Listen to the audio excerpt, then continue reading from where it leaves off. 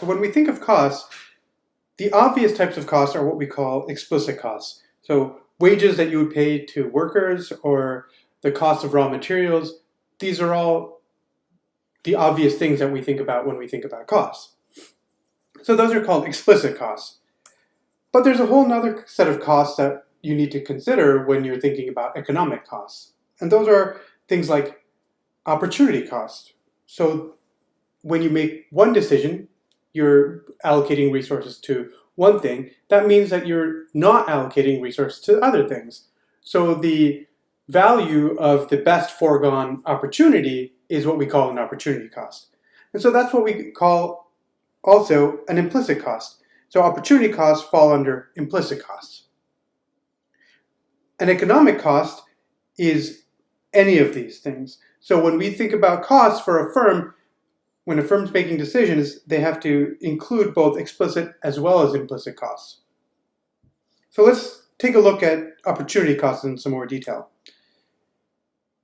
So let's take a clear example of what an opportunity cost is. Every year to attend the University of Ottawa, the tuition for a citizen or a permanent resident is $6,567. Now, you could add to this the cost of housing. Let's ballpark that around $10,000.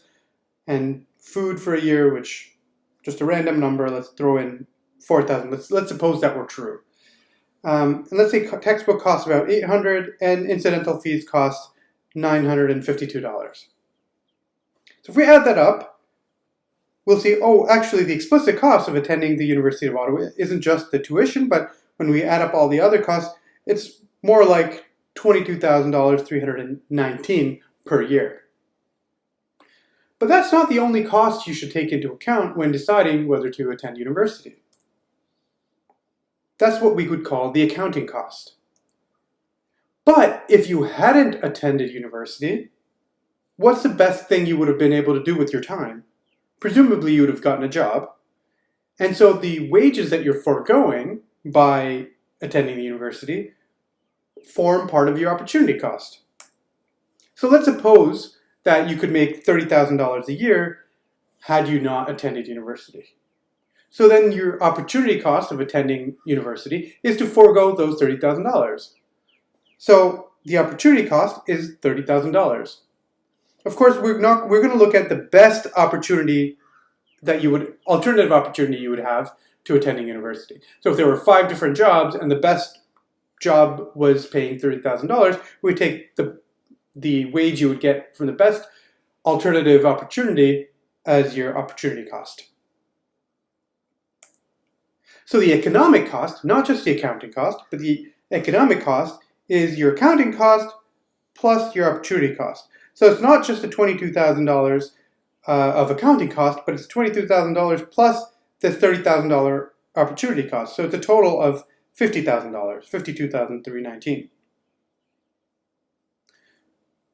So let's look at another example here, related example. So during the Great Recession in 2008, there was a spike in applications to MBA programs in the US. They were 80% higher than the previous year. Now, basic economics would tell us demand's gone up, so costs must have gone down, the price must have gone down. We must have traveled along the demand curve. So the price and quantity, if the quantity demanded is going up, it must be that the price came down, right? Law of demand? Not quite. When we look at the data, tuition fees increased. So they went up.